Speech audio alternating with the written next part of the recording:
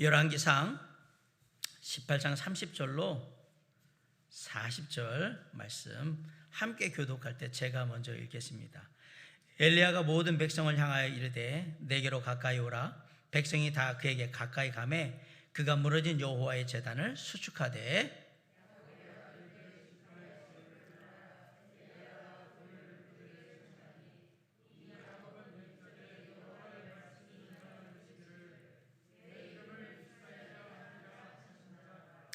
그가 여호와의 이름을 의지하여 그 돌로 제단을 쌓고 제단을 돌아가며 곡식 종자 두 세알을 둘 만한 도랑을 만들고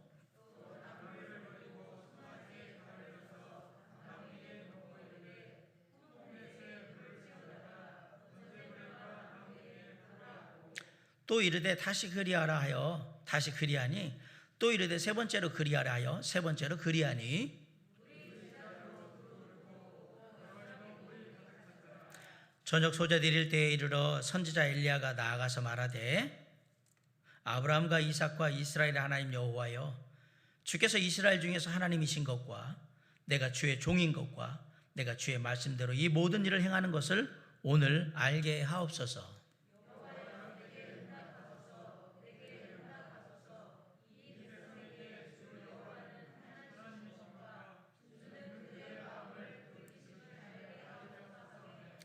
이에 여호와의 불이 내려서 번제물과 나무와 돌과 흙을 태우고 또 도랑에 물을 핥은지라.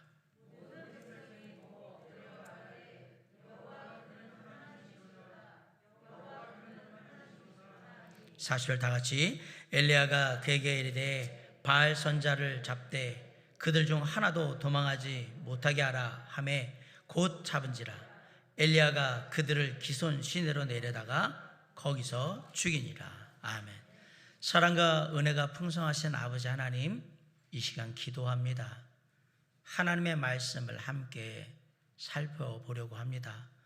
성령 하나님께서 임재하셔서 말씀을 듣는 자 가운데 말씀을 온전히 들을 수 있는 그 마음으로 심령을 회복시켜 주시옵시고 준비하게 하셔서 하나님의 말씀이 나에게 하나님의 음성으로 들릴 때에 아멘으로 화답하며 마음에 새기고 그것으로 은혜를 입고 세임을 얻을 수 있도록 도와주시고 말씀을 전하는 저에게도 동일한 성령으로 역사하셔서 온전히 주님의 말씀의 의도만을 교훈만을 전할 수 있도록 역사해 주시옵소서. 그래서 우리 말씀을 전하는 자나 듣는 자나 동일한 하나님의 말씀의 은혜와 능력과 축복과 그걸 통한 새 힘을 얻을 수 있도록 이 시간 함께하여 주시옵소서. 모든 것 주님께 맡깁니다.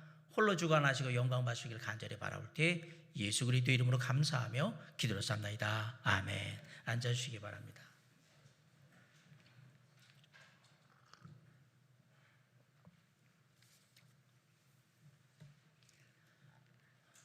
한 크리스천 의사가 있었습니다. 예수 믿고 구원받은 것은 맞는데 신앙생활을 그렇게 잘하지는 않았고요. 바쁜 병원 생활을 하다 보니까 신앙이 소홀해져 가지고 예배도 뭐 드리는 동 마는 동 교회도 가는 동 마는 동 뭐 이런 식이었어요. 근데 어느 날 수술 환자로 한 환자가 들어왔는데 수술해서 살아날 확률이 한 10%밖에 안 되는 아주 안 좋은 병에 걸린 아주 매우 허약한 소녀가 하나가 환자로 입원을 했어요. 그리고 이 소녀를 누가 수술할 건가 서로 의논하다가 이 크리스천 의사분이 수술을 하게 된 거예요. 그래서 이제 수술 준비가 다 끝나고 수술하는 날 간호사들이 이제 수술실에 수술 준비를 하는 동안에 마취하기 전에 이 선생님이 의사 선생님이 소녀에게 가서 수술 전에 하고 싶은 말 없냐라고 물어본 거예요. 왜냐하면 10%밖에 생존 확률이 없으니까. 그러자 이 소녀가 뭐냐면 선생님 부탁이 하나 있는데요. 수술 전에 제가 잠깐 소리내서 기도해도 될까요? 그 말을 탁 듣는 순간 너무 마음이 찔리는 거예요. 나는 하나님을 믿는데 주님을 믿는데도 불구하고 이렇게 나태한 생활을 하고 있는데 이 소녀는 그렇지 않구나라고 마음이 좀 괴로웠어요. 그래서 내가 너 위해서는 어떻게 못해줄 것 같고 네가 기도하면서 내가 더 수술 잘할 수 있도록 나도 위해서 좀 기도해 줄래? 라고 부탁을 한 거예요. 알았습니다. 그리고 기도를 하는데 사랑이 많으신 예수님 제 기도를 들으셔서 오늘 모든 수술 과정을 잘 마칠 수 있도록 지켜주세요. 제 모습이 주님에게 기쁨이 되게 하시고 주님의 은혜가 넘치게 해주세요. 그리고 오늘 수술 담당하시는 의사 선생님 축복하셔서 주님 안에서 담대하게 평안하게 수술 잘 하실 수 있도록 붙들어 주세요. 예수님 이름으로 기도드렸습니다. 아멘 하고 기도하는데 이 기도를 듣는 내내 의사 선생님이 눈물이 나는 거예요. 내가 이렇게 살아서는 안 돼. 내 가까이 하나님이 계시는데 내가 어떻게 이렇게 살 수 있을까? 자신의 나태했던 신앙이 회개되고, 그래서 회개하면서 기도하면서 또한 하나님 이곳에서 이런 기회를 통해 나를 되돌아보게 하시고 나의 신앙을 새롭게 회복할 수 있도록 도와주셔서 감사합니다라는 기도를 하고, 그리고 이제 수술 시작하고, 근데 수술하는 내내 주님 저의 연약함을 용서하시고 이 소녀의 생명을 구할 수 있도록 제게 능력을 주시옵소서, 이렇게 기도하는 마음으로 수술을 했어요. 근데 수술 결과가 기대 이상으로 너무 좋아서 이 소녀가 회복을 하는 거예요. 그리고 마침내 건강하게 퇴원까지 했습니다. 온전한 신앙의 회복이 이루어지니까 기도에 능력이 생긴 겁니다. 구약 열왕기상 16장에 보면 북왕국 이스라엘의 왕인 아합 왕이 강대국을 통해서 나라를 지켜야 하니까 시돈 왕의 딸이었던 이세벨을 아내로 맞아서 정략 결혼을 하는 모습이 나옵니다. 근데 이세벨은 어려서부터 이방 나라에서 자라서 이방신을 섬기던 그런 사람이었기 때문에 자기가 섬기던 이방신을 다 가지고 이스라엘로 들어와서 주변 사람들한테 이방신을 섬기도록 계속해서 이세벨이 왕후가 되었을 때 이스라엘이 바알 아세라를 신을 숭배하는 게 아주 만연하게 되어버렸어요. 그래서 하나님을 멀리하고 우상 숭배를 하니까 하나님이 여기에 분노하셔서 하늘의 문을 닫아버리십니다. 그래서 3년 반 동안 이스라엘에 비가 내리지 않게 됩니다. 그 사건이 있고 오늘 본문 18장에서 하나님이 엘리야 선지자를 보내셔서 이방신들을 섬기는 제사장들과 함께 갈멜산에서 물에 적신 제물을 불로 태우는 대결을 하게 하셨어요. 그래서 다 모여 있을 때 바알 선지자, 아세라 선지자들이 다 모여 있을 때 바알 선지자들이 아침부터 열심히 기도를 합니다. 그런데 아무런 응답이 없었습니다. 그러자 엘리야 선지자가 바알 선지자들한테 이렇게 조롱하며 얘기를 합니다. 27절에 보면 정오에 이르는 엘리야가 그들을 조롱하여 이르되 큰 소리로 부르라. 그는 신인즉 묵상하고 있는지, 혹은 그가 잠깐 나갔는지, 혹은 그가 길을 행하는지, 혹은 그가 잠들어서 깨워야 할 것인지 하매 이러네. 니들이 믿는 이방신은 지금 뭐 하고 있는 거냐? 자고 있는 거야? 뭐 딴 일 하고 있어서 신경 못 쓰는 거야? 막 이렇게 조롱을 한 거예요. 그러자 그 말을 들은 바알 선지자들이 다급해지죠. 그래가지고 더욱 큰 소리로 바알 신을 향해서 부르짖고, 그러고 나서 칼과 창으로 자기의 몸을 자해를 하면서 막 그렇게 기도를 합니다. 그래도 아무 응답이 없자 29절 말씀을 보니까 무성들이 흔히 하는 주문 있죠? 주문, 진언이라고 하는데 그 주문을 저녁 소재 드릴 때까지, 저녁 때까지 미친 듯이 외쳤는데 역시 아무런 응답이 없었습니다. 더 이상 아무런 진전이 없자 엘리야 선지자가 나와서 하나님께 기도하게 됐고요. 물에 푹 젖은 제단에 하늘로부터 불이 내려서 그 물과 제물을 다 태워서 마르게 하는 기적을 보여주므로 여호와 하나님만이 참 하나님인 것을 이스라엘 백성들로 하여금 알게 해주셨습니다. 하나님은 우리의 작은 기도에도 응답하시고 축복하시는, 그래서 당신이 참 하나님이심을 몸소 보여주시는 그런 분이십니다. 우리는 이런 하나님을 믿고 날마다 기도하는 삶을 살아야 하는 것입니다. 그런데 기도하다가 중단하거나 포기하는 사람들이 하는 공통적인 말이 있습니다. 기도해도 응답이 없던데, 기도해도 크게 달라지는 게 없던데, 나보다 기도 하나는 아무개 자매는 왜 삶에 힘든 것도 없고 그렇게 잘 살까? 나는 열심히 기도하는데 왜 이럴까? 우리 조금 아까 찬양했던 하은자매가 그럴 거예요. 열심히 나는 예배도 드리고 금요기도 오고 주일 예배 와서 아동부 섬기고 다 하는데 왜 나한테는 이런 일이 일어나고 저 기도하지 않는 아무개한테는 왜 저런 일이 아니는가, 이렇게 얘기할 수 있는 거잖아요. 중요한 건 하은자매는 기도를 포기 안 했다는 거고 대부분의 사람들은 그럼 포기하게 됩니다. 생각보다 많은 사람들이 기도의 응답과 기도의 능력을 불신하고 있는 것을 우리는 알고 있습니다. 그러다 보니까 기도라는 게 해도 그만 안 해도 그만 이렇게 생각하는 과소평가되고 있는 상황인 겁니다. 성경은 우리의 기도에 분명히 하나님께서 응답하신다라고 말씀하고 있습니다. 마태복음 7장 7절로 8절에 보면 구하라 그리하면 너에게 주실 것이요 찾으라 그리하면 찾아낼 것이요 문을 두드리라 그리하면 너에게 열릴 것이니 구하는 이마다 받을 것이요 찾는 이는 찾아낼 것이요 두드리는 이에게는 열릴 것이니라. 요한복음 15장 7절에 보면 너희가 내 안에 거하고 내 말이 너희 안에 거하면 무엇인지 원하는 대로 구하라 그리하면 이루리라. 요한복음 16장 24절에 지금까지는 너희가 내 이름으로 아무것도 구하지 아니었으나 구하라 그리하면 받으리니 너희 기쁨이 충만하리라. 빌립보서 4장 6절로 7절에 아무것도 염려하지 말고 오직 다만 모든 일에 기도와 간구로 너희 구할 것을 감사함으로 하나님께 아뢰라. 그리하면 모든 지각에 뛰어난 하나님의 평강이 그리스도 예수 안에서 너희 마음과 생각을 지키시리라. 분명히 우리의 기도에 응답이 있다라고 성경은 우리에게 말하고 있어요. 그런데 현실을 보면 우리의 기도에는 능력이 없어요. 하나님 아무개를 변화시켜 주세요. 몇 년을 기도해도 변화는커녕 더 안 좋아지는 것 같아요. 하나님 아무개 자매와 사이가 안 좋은데 좋은 관계로 지낼 수 있도록 해주세요 라고 100일을 작정하고 기도를 하고 닦았는데 오히려 그러고서 얼굴을 보는 순간 더 미워지고 밉상으로 보여지고 더 싫어지는 거예요. 하나님 우리 사업장이 번창할 수 있도록 해주십시오. 그렇게 내내 기도했는데 3년 만에 사업장이 어려워져서 문을 닫게 되는 거예요. 성경은 분명히 기도하는 사람들에게 능력이 있다, 응답이 있다라고 얘기했는데 현실에서 기도의 능력은 없습니다.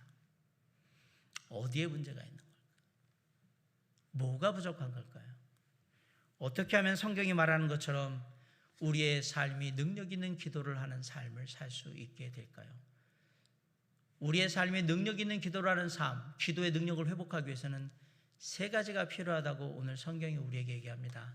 첫째는 예배의 회복이 필요합니다. 엘리야 선지자가 하나님께 기도하기 전에 제일 먼저 한 일이 뭔지 아십니까? 우리 30절 다 같이 한번 읽어봅시다. 시작. 30절 시작.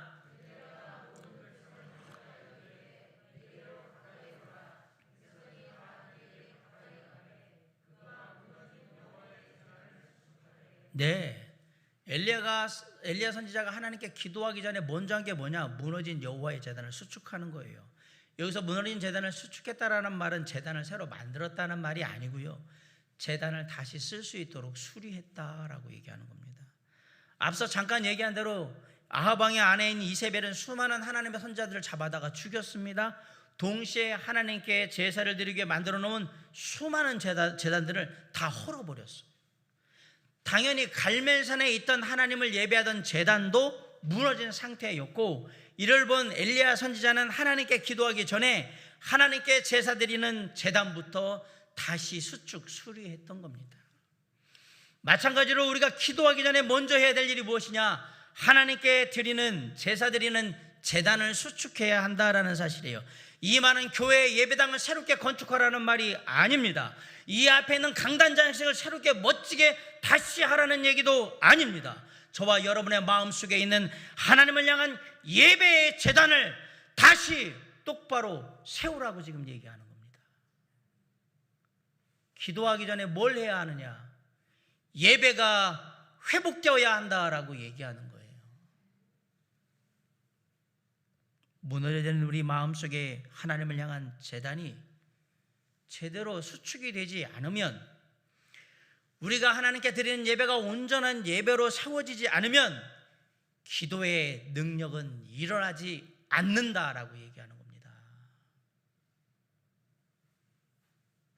이미 2000년 전에 구약의 아모스 선지자가 우상 숭배의 죄악으로 타락했던 이스라엘 백성들이 무너진 하나님을 향한 예배의 제단을 그대로 방치한 채 그냥 때마다 나와가지고 형식적으로 예배를 드리던, 하나님께 제사 드리던 그 이스라엘 백성들에게 이렇게 경고했어요.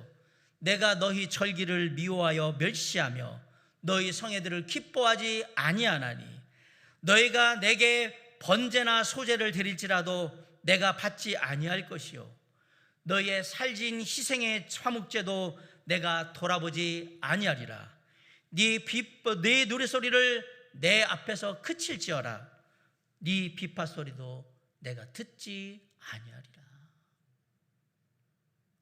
무너져 있는 예배의 제단을 그대로 놔둔 채 네가 절기를 지킨다가 나와서 예배한다고 나와봤자 나는 너희 것을 받지 않을 거라고 분명히 얘기하셨어요. 우리의 마음속에 무너진 예배의 제단이 제대로 온전히 세워지지 않으면 그 상태에서 기도한들 아무 능력이 없다라고 얘기하는 겁니다. 진정으로 우리의 기도가 응답받기를 원하고 우리의 기도가 능력 있는 기도가 되기를 원하신다면 먼저 내 삶의 예배부터 회복하셔야 할 필요가 있는 것입니다. 엘리야 선지처럼 우리의 마음속에 무너져내린, 그래서 형체도 제대로 알아볼 수 없고 세상의 근심과 걱정, 그 다음에 염려와 두려움이라는 잡초만 무성한, 그래서 세상의 방법이나 생각이라는 들짐승들이 마구 날뛰는 나의 삶의 예배의 제단, 무너진 예배의 제단이 다시 세워져야 한다. 그래야 우리의 기도의 능력이 회복된다라고 얘기하는 거예요. 예배가 온전히 회복되지 않으면 기도의 능력은 없습니다.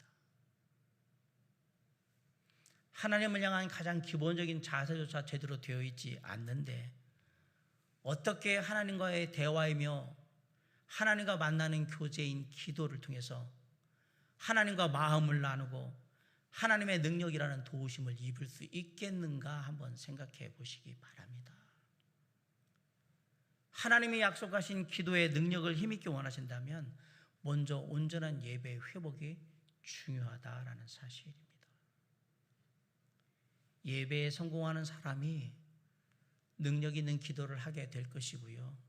능력 있는 기도를 하는 사람이 인생의 성공자가 되게 될 것입니다.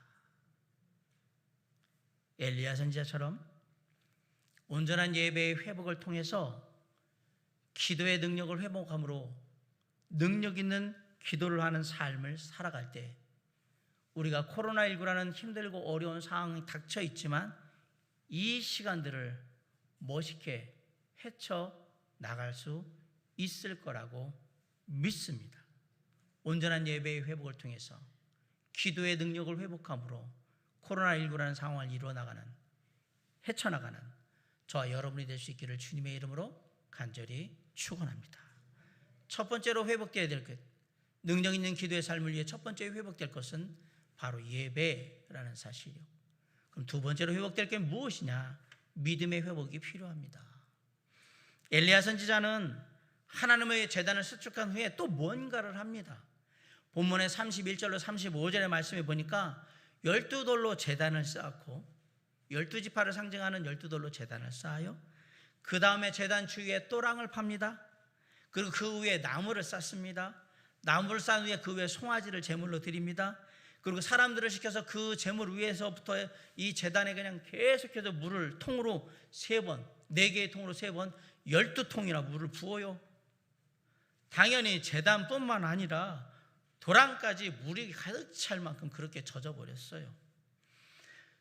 정말 상식적으로는 이해할 수 없는 그런 장면입니다. 하늘에서 불이 떨어져서 나무와 재물 그리고 또랑에 있는 뭔가 그냥 다 태우기를 원한다면 오히려 이럴 때일수록 조금이라도 더 바싹 마른 상태로 있게 물을 10번 부어야 될 거면 한 5번만 붓든지 아니면 나무에는 붙지 말고 또랑에만 붙든지 그렇게 해야죠. 왜 이걸 다 적셔요? 상식적으로 생각하면 엘리야 선지자의 행동은 말이 안 되는 거예요. 해서는 안 되는 거예요. 불태워야 되는데 왜 젖어놔요? 젖은 나무가 불타는 거 봤습니까? 아주 힘듭니다. 비 오는 날 한번 어디 가서 캠핑장 가가지고 이거 한번 해보세요. 만들어가지고 캠프파이어 같은 거 만들어보면 안 탑니다. 잘 생각해 보세요. 엘리야 선지자가 뭘 생각했는데 생각한 게 잘못 생각해도 한참 잘못 생각한 거예요. 근데 진짜 엘리야 선지자가 잘못 생각한 걸까요? 아닙니다.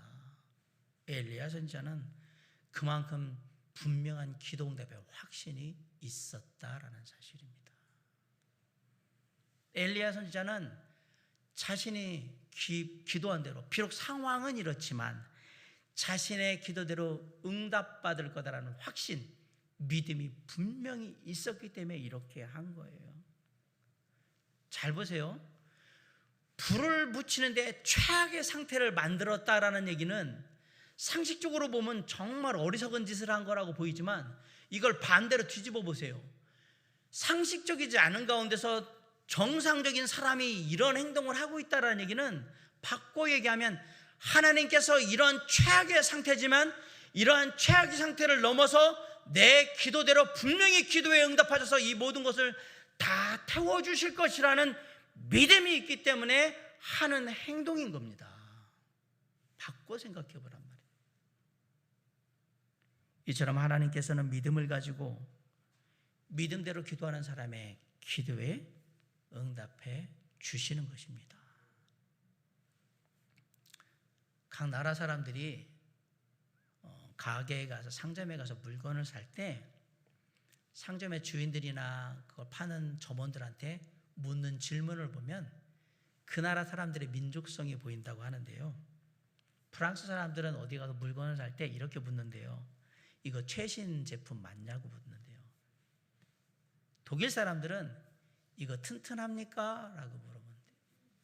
중국 사람들은 이거보다 더 싼 거 없어요? 라고 묻는데요. 그럼 우리나라 한국 사람들은 뭐라고 물어볼까요? 뭐라고 묻습니까? 이거 진짜예요? 이렇게 물어봐요. 우리에게 회복돼야 될 아주 시급한 거 하나, 믿음, 신뢰입니다. 우리에게 믿음이 있다면 그것은 내가 엄청난 능력을 가지고 있다는 말과 똑같은 말입니다. 그런 믿음을 가진 한 사람의 힘은 사실 엄청난 겁니다. 오늘 본문에 보면 믿음이 없는 850명보다 믿음을 가진 한 사람, 엘리야 선지자가 더 위대하고 큰 힘을 가지고 있다는 것을 보여주고 있어요. 여러분 혹시 시간 되시면 아파트 공사 현장에 한번 가보세요. 거기 가면 많은 현장의 인부들이 막 삽질하면서 막 돌아다닐 거예요. 삽질을 하는 인부 100명보다요 포크레인 한 대가 더 훨씬 많은 일을 합니다. 기도의 능력은 우리의 믿음에 달려 있는 것입니다. 그 당시에 아합 왕과 이세벨이 그렇게 무섭게 통치할 때에 우상 숭배를 하지 않고 하나님을 섬긴다는 말은 죽을 각오를 하고 목숨을 걸고 하나님을 섬기는 거였던 거예요. 그래서 18장 4절에 보면 상반절에 이세벨이 여호와의 선지자들을 멸할 때라고 말하고 있어요. 이 말은 실제로 많은 하나님의 사람들이 이세벨 때문에 붙잡혀가지고 목숨을 잃었다라는 얘기입니다. 그냥 눈 딱 감고 조금만 양보하고 타협하면 목숨도 구하고 거기다가 조금만 더 가서 우상 숭배하면서 아합 왕과 이세벨 왕후한테 아부 떨면 삶이 보장되고 더 나아가서 부귀 영화를 누릴 수 있게 될 텐데 왜 이렇게 목숨 걸고 이럴까? 하나님을 향한 믿음이 우리의 삶에 이렇게 타협하고 사는 것보다 더 크고 놀라운 것을 주실 거라고 믿기 때문에 이 길을 선택해서 가는 겁니다. 하나님 앞에 온전한 믿음만큼 강력한 것은 없습니다. 당시에 이방 선지자들은 아합 왕과 이세벨이라는 엄청난 배경을 힘입고 그러고 막 싸우고 있는 거고요. 하나님을 온전히 믿고 의지하는 엘리야 선지자는 혼자 싸우고 있는 건데, 이 이방 선지자들이 엘리야 선지자를 감당하지 못합니다. 믿음의 사람 엘리야를 감당하지 못하고 있다는 사실이에요. 마태복음 9장에 보면 눈을 뜨고 싶어서 예수님을 찾아온 두 맹인의 이야기가 나옵니다. 당신을 찾아서 온 그 두 맹인에게 예수님께서 이렇게 물어봅니다. 내가 능히 이 일을 할 줄을 믿느냐? 내가 너희들의 눈을 뜨게 할 수 있다고 너희들은 믿냐? 라고 할 때 두 맹인이 뭐라고 대답하냐? 주여 그러하오이다. 주님 능히 저희들의 눈을 뜨게 해주실 줄 믿습니다. 이렇게 대답한 거예요. 그러자 예수님이 그대 눈을 어루만지시면서 뭐라고 그랬어요? 네 믿음대로 되리라. 그 말이 끝나자마자 두 맹인은 눈을 뜨고 세상을 새롭게 바라보면서 그렇게 살게 된 거예요. 온전한 믿음은 언제나 능력을 발휘하게 됩니다. 마태복음 19장 26절에 예수께서 그들을 보시며 이르시되 사람으로는 할 수 없으나 하나님으로서는 다 하실 수 있느니라. 마가복음 9장 23절에 예수께서 이르시되 할 수 있거니니 무슨 말이냐? 믿는 자에게는 능히 하지 못할 일이 없느니라. 아무리 주변의 환경이 나를 위축되게 한다 할지라도 하나님이 내 편이고 내 편이신 하나님께서 내가 하나님께 도우심을 구할 때 반드시 도와주시라는 믿음이 있다면 아무리 힘든 상황 속에서도 우리는 견딜 수 있고 앞으로 나아갈 수 있다라는 사실이에요. 어렵다고 세상의 모습으로 돌아가려 하거나 세상적인 방법으로 삶의 돌파구를 찾으려고 하면 안 됩니다. 하나님이 우리를 사랑하셔서 우리를 자녀로 삼으시고 우리에게 믿음이라는 놀라운 능력을 허락하셨다면 그 믿음을 주신 만큼 그 귀한 믿음을 사용하는 삶을 살아야 하는 겁니다. 그게 능력 있는 기도의 삶을 사는 가장 좋은 비결 중에 하나였던 것입니다. 사랑하는 성도 여러분, 나는 약하지만 온전한 믿음을 가진 나는 강합니다. 기도는 입으로 하는 게 아니고 믿음으로 하는 것입니다. 큰 소리로 기도하는 것보다 더 중요한 것은 큰 믿음으로 기도하는 것입니다. 하나님이 약속하신 말씀대로 하나님의 때에 분명히 내 삶 가운데 이루어지리라 믿으시기 바랍니다. 믿음으로 노아는 아직 보이지 않는 일에 경고하심을 받아서 하나님을 경외함으로 방주를 준비하며 120년을 참고 기다렸습니다. 여러분이 노아라고 생각하고 저와 여러분이 노아라고 생각하고 한 30년 40년 지나서 내가 진짜 하나님 음성 제대로 듣긴 들은 건가? 방주 지으라고 한 게 이게 맞나? 라고 의심할 수도 있는 거고요. 한 5, 60년 또 지나가지고 나중에 비가 내린다고 했는데 정말 하나님이 말씀하신 대로 비가 내릴까? 지금까지 비라는 게 내려본 적이 없는데 이 비가 어떻게 내린다는 얘기지? 그리고 비가 내려서 이걸 어떻게 하겠다는 얘기지? 이렇게 의심할 수도 있고 한 100년쯤 지나가지고 내가 이거 방주를 왜 만들고 있는 거지? 이게 왜 필요한 거지? 목적도 이제 다 까먹고 막 그렇게 의심할 수도 있는 거예요. 의심하자 생각하면 한도 끝도 없는 겁니다. 그런데 그 120년 동안을 흔들림 없이 온전한 믿음으로 버티면서 마침내 노아는 그 집을 구원했고 믿음을 따르는 의의 상속자가 되었습니다. 이게 온전한 믿음의 능력인 겁니다. 능력 있는 기도의 삶을 살기를 원하십니까? 그럼 온전한 믿음의 회복이 필요하다는 것을 잊지 마시기 바랍니다.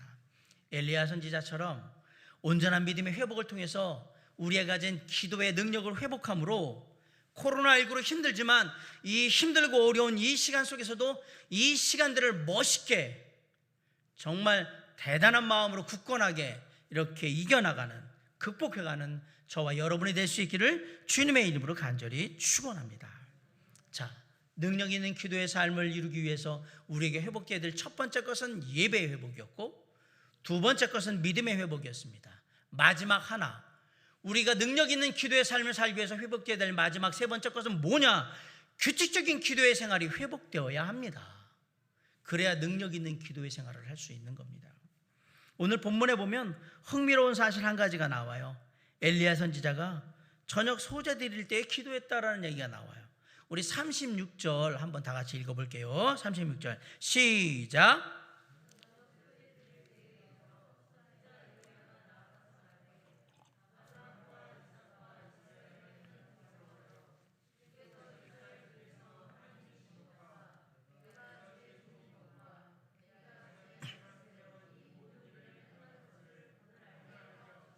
네, 상반절에 보면 저녁 소재 드릴 때에 이르러 선지자 엘리야가 나아가서 하나님께 나아가서 이렇게 기도했다.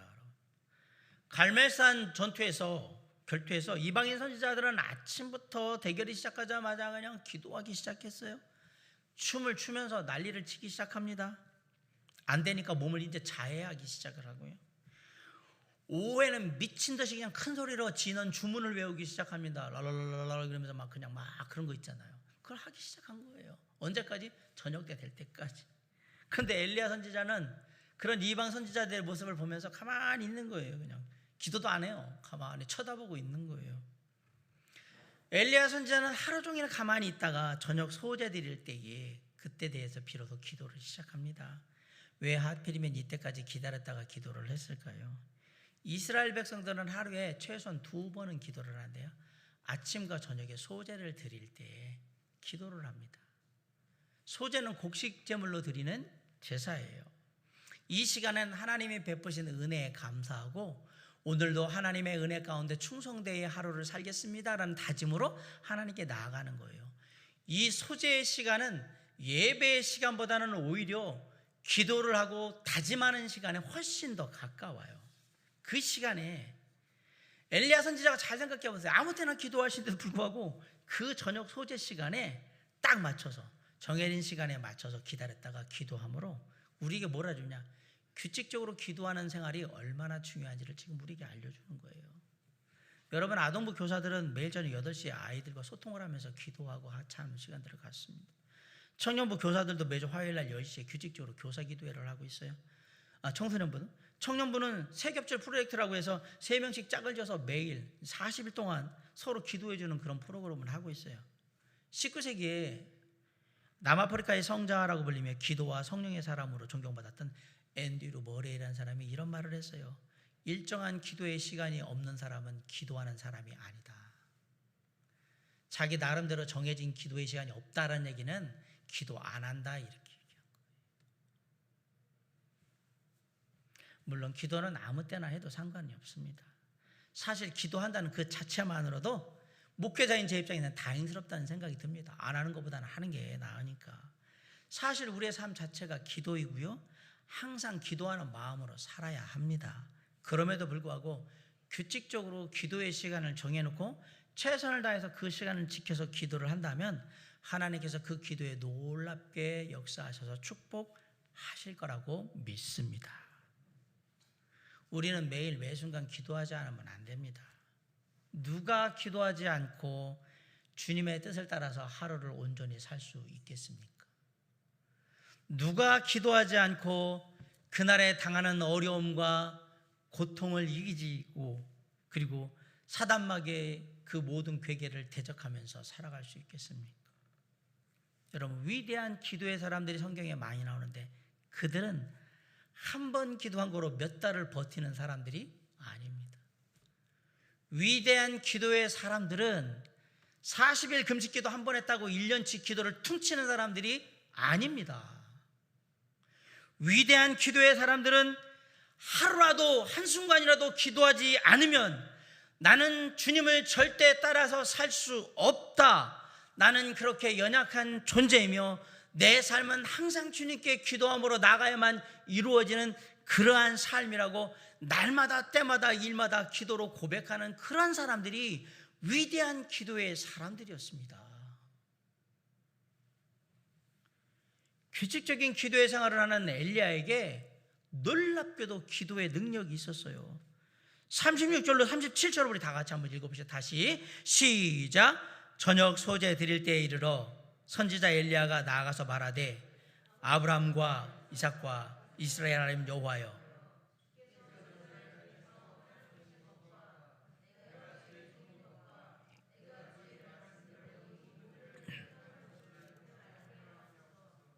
여호와여,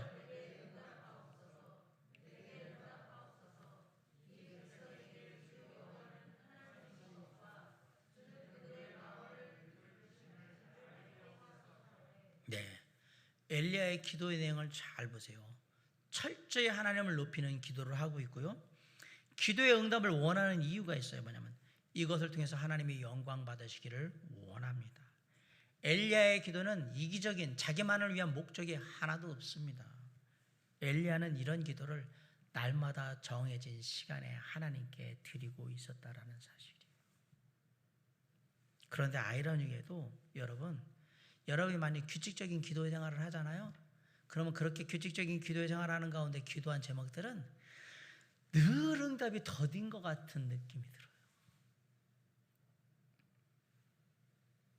하지만 시간이 지나서 먼 훗날에 한번 여러분들이 뒤돌아볼 수 있는 시간이 있다면 내가 하나님께 꾸준히 기도했던 삶과 긴급해가지고 막 기도했던 삶을 한번 이렇게 비교해 볼 때 하루하루 정해진 시간 가운데 꾸준히 기도하면서 기도했던 제목들이 훨씬 더 많이 응답받고 내가 기도했던 것보다 훨씬 더 크게 응답받았다는 사실을 나중에 발견할 수 있게 될 겁니다.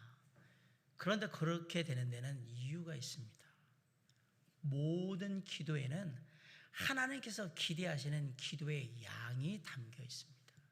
이 기도의 양에는 기도에 드리는 시간뿐만 아니라 어떻게 간절한 마음으로, 얼마나 간절한 마음으로 기도했느냐가 다 묶여서 이걸 기도의 양으로 정하신 거예요. 어떤 기도의 제목은 평생을 해도 응답이 안 되는 경우가 있어요. 기도의 양이 나 빼고 다른 사람이 또 더해서 채워줘야 한다는 얘기가 되겠지요. 그래서 어떤 기도 제목들은 자식 때까지 계속해서 기도해야 되는 그런 제목들이 있는 반면에 어떤 기도는 했는데 금방 응답이 되는 경우도 있고요. 어떤 기도는 했는데 며칠 있다 응답되는 경우도 있고 어떤 기도는 했는데 몇 달 있다 응답되는 경우도 있어요. 그거는 하나님께서 각각의 기도의 양을 정해놓고 계시기 때문에 그래요. 우리가 알 수는 없지만 기도의 응답은 하나님의 때와 연관이 되어 있는데 하나님의 때는 정확히 하나님이 우리에게 기대하시는 기도의 양이 딱 채워지는 것과 일치합니다. 다시 말하면 하나님이 기대하시는 기도의 양을 다 채우게 되면 그날이 우리가 하는 기도가 응답받는 날이라는 사실입니다. 그러니까 우리는 언제까지 기도해야지 그렇게 기도하는 게 아니고 하나님께서 기대하시는 기도의 양을 채울 때까지 그냥 계속 기도하는 거예요. 꾸준히 끊이지 않고 언제라고 묻지 마세요. 그 양이 채워지면 알아서 하나님께서 내일이 되든 모레가 되든 한 달 후가 되든 1년 후가 되든 그 기도에 반드시 응답해 주실 겁니다. 물론 평소에는 잘 기도 안 하다가 급박한 일이 생겨가지고 갑자기 기도할 수 있습니다. 어떤 분들은 뭐 개인적인 기도 제목 하다가 또 까먹고 뭐 며칠 지났다가 또 기도했다가 또 까먹고 뭐 한 주 지났다 기도했다 이렇게 할 수 있어요. 그렇게 한두 번 하나님께 급박한 일로 인해서 때를 쓰듯이 기도를 하면 하나님 아버지께서도 하나님의 자녀가 떼쓰며 기도하면 한두 번은 들어주세요. 그러나 그것이 버릇이 되면 그 기도에는 응답하지 않으십니다.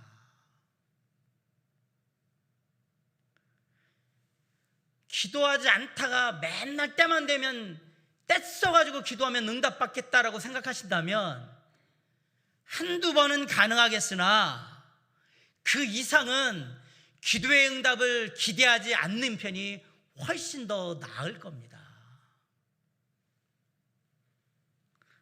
여러분 한번 바꿔서 생각해 보세요.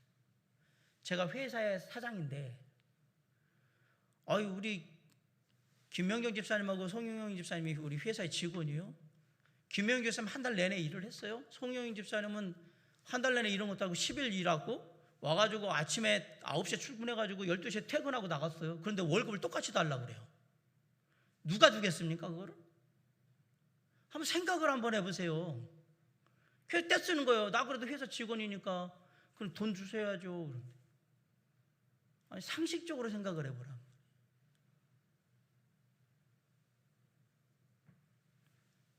여러분, 그런데 세상에는 시간을 정해놓고 규칙적으로 꾸준히 기도하는 사람보다 안 하고 있다가 급박한 마음에 하나님께 나와서 기도하는 사람들이 훨씬 많습니다.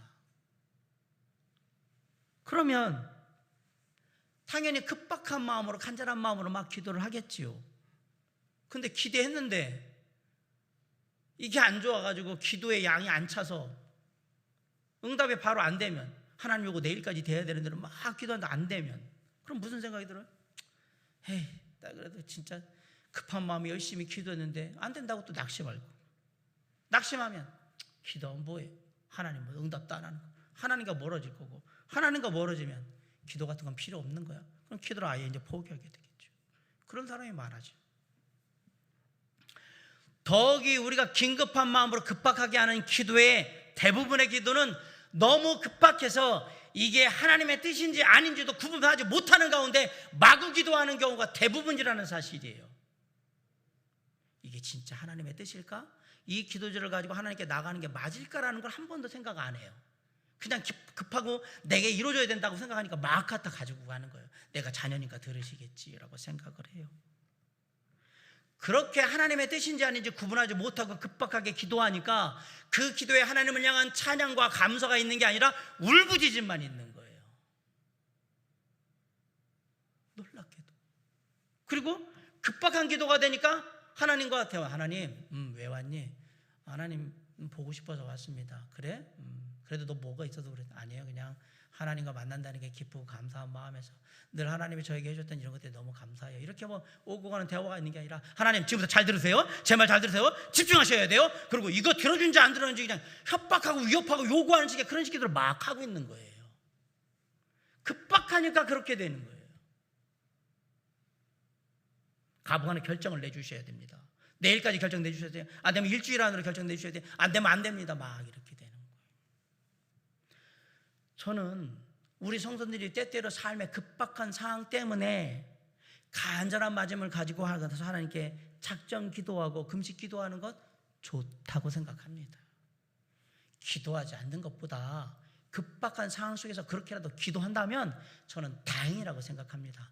그러나 그것보다 늘 시간을 정해놓고 꾸준히 규칙적으로 기도 생활을 하기를 더 강력하게 권면드립니다. 아울러서 그렇게 꾸준히 기도하는 기도의 시간이 날로 조금씩 늘어나고 그 마음이 더욱더 풍성해지기를 더욱더 권면합니다. 항상 기도의 자리를 떠나지 않는 규칙적인 기도의 생활, 꾸준한 기도의 생활이 기도의 응답을 이루는 능력의 기도를 하는 좋은 비결 중에 하나라는 사실을 잊지 마시고 꾸준한 기도 생활을 회복함으로 기도의 능력을 맛보아서 코로나19로 어렵고 힘든 상황 속에 있지만 이 상황 속에서도 크고 작은 하나님의 놀라운 은혜와 역사하심의 간증들을 날마다 경험할 수 있는 저와 여러분의 삶이 될 수 있기를 주님의 이름으로 간절히 축원합니다. 엘리야는 능력 있는 기도를 하는 삶을 이루기 위해서 먼저 온전한 예배를 회복했고요. 그리고 온전한 믿음으로 하나님께 기도했습니다. 그리고 엘리야는 이런 기도를 날마다 규칙적으로 꾸준히 하나님께 드렸습니다. 결국 이런 엘리야 선지자의 기도에 응답하여서 하늘에서 불이 내려서 이 모든 걸 다 태워버리는 놀라운 하나님의 능력을 보여주셨어요. 놀라운 하나님의 기도에 응답이 있은 이후에 엘리야 선지자는 뭘 했느냐?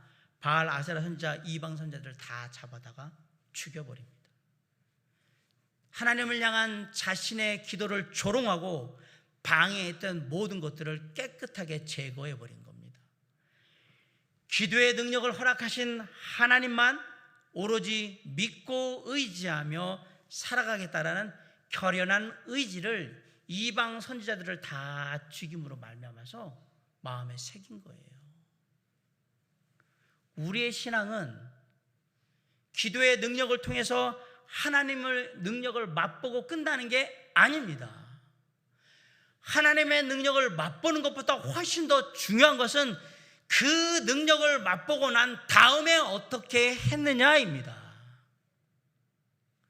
여러분이 아까 말씀드린 예배를 회복하고 믿음을 회복하여서 꾸준히 기도하는 가운데 하나님의 능력으로 어떤 기도가 응답받는 놀라운 역사를 경험했다고 합시다. 그 다음에 사단마귀가 뭘 할 거라고 생각하십니까? 이전보다 훨씬 더 강력하고 끈질기고 집요하게 여러분의 삶의 기도의 능력을 떨어뜨리기 위해서, 여러분을 죄악과 유혹 가운데 빠뜨리기 위해서 가진 일을 다 하게 될 거예요.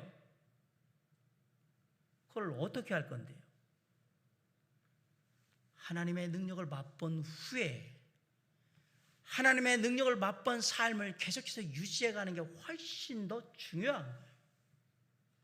그러려면 예배의 회복이 계속돼야 되고 믿음의 회복이 계속돼야 되며 꾸준히 규칙적으로 기도하는 생활이 계속되어야 하는 겁니다. 그래야 그나마 유지할 수 있다라고 얘기하는 겁니다. 사랑하는 성도 여러분, 깨어서 하나님을 굳건히 의지함으로 말미암아서 우리가 경험했던 기도의 능력이 계속해서 유지될 수 있도록 최선을 다해서 노력하는 저와 여러분이 될 수 있기를 간절히 바랍니다. 지금도 엘리야 선지자의 하나님은 저와 여러분의 하나님이 되십니다. 갈멜산에서 일어났던 놀라운 하나님의 기도의 역사는 지금 이곳 도림 성서 침례교에서도 얼마든지 일어날 수 있습니다. 사랑하는 성도 여러분, 능력 있는 기도의 삶을 위해서 온전한 예배의 삶을 회복하시기 바랍니다. 능력 있는 기도를 하는 삶을 위해서 온전한 믿음의 회복을 이루시길 간절히 바랍니다. 그리고 능력 있는 기도의 삶을 살기 위해서 급박한 기도보다는 시간을 정하고 규칙적으로 꾸준히 기도하는 기도의 생활을 회복하시기를 간절히 부탁드립니다. 우리의 삶에 예배가 회복되고 믿음이 회복되고 우리의 규칙적인 기도가 회복된다면 우리의 기도에 반드시 하나님의 능력이 임하게 될 것이고 그 하나님의 능력을 힘입고 코로나19라는 어려운 상황 가운데 있지만 우리는 하루하루 담대하게 자신 있게 하나님과 함께 우리의 삶의 길을 개척해 나갈 수 있을 것입니다. 그런 우리의 발걸음은 우리 주 예수 그리스도의 이름을 드러나게 할 것이고요. 하나님의 능력이 아직도 살아서 우리 가운데 역사한다는 것을 세상에 보여줌으로 저와 여러분의 삶을 통해서 세상에 하나님의 영광을 높여드리는 놀라운 일이 되게 될 것입니다. 능력 있는 기도를 하는 삶으로 말미암아서 지금도 하나님이 살아 역사하신다는 것을 주변에 믿지 않는 사람들에게 보여주고 경험하게 하는 저와 여러분으로 하루하루 승리할 수 있기를 주님의 이름으로 간절히 축원합니다. 기도하시겠습니다.